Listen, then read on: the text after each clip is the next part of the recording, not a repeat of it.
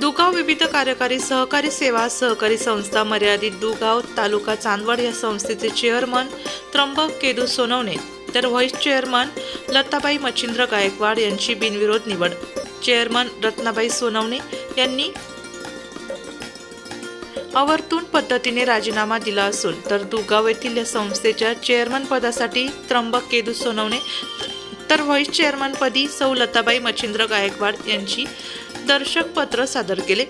त्या पत्राला सूचक म्हणून कांतीलाल जाधव व अनुमोदन दत्तू आहेर यांनी त्र्यंबक सोनवणे यांना दिले तर व्हाईस चेअरमन पदी सौ लताबाई मच्छिंद्र गायकवाड यांना सूचक एकनाथ सोनवणे अनुमोदक नारायण सोनवणे यांनी दिले।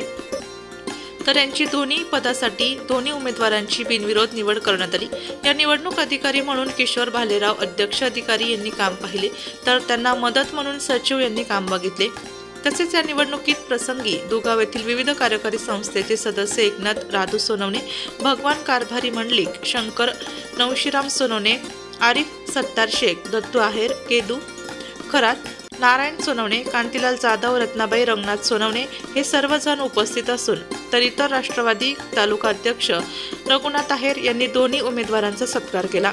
तसेच पंचायत समिती माजी सभापती युके आहेर, सरपंच संजय सोनवणे दुगाव, पोलीस पाटील रवींद्र सोनवणे, तंटामुक्ती अध्यक्ष ज्ञानेश्वर सोनवणे, सोसायटी माजी चेअरमन रावसाहेब सोनवणे, माजी सरपंच प्रकाश भिकाजी सोनवणे, बाळासाहेब खैरनार, साहेबराव आहेर, रंगनाथ सोनवणे, मच्छिंद्र गायकवाड, इंजिनियर महेश सोनवणे, दीपक शेलार, भगवान सोनवणे, रवींद्र गायकवाड, केदूबाबा सोनवणे आदी मान्यवर उपस्थित होते।